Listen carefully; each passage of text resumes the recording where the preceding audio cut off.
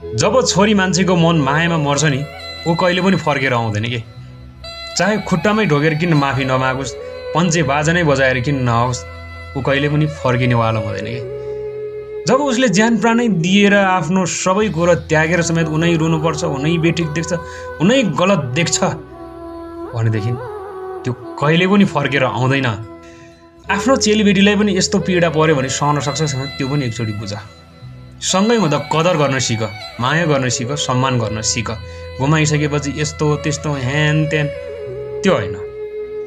आफ्नो मैती, जन्मभूमि, जन्मघर, आमाबुवा त्यागेर आउँदा समेत सबै कुरो सुम्पिँदा समेत उनै बौलाएर हिँड्नुपर्छ, उनै रोएर हिँड्नुपर्छ, डिप्रेसन भएर हिँड्नुपर्छ भने सबै गल्तीको जस आरोप उमाथि थोपार्छ भने कहिले पनि फर्केर आउँदैन क्या।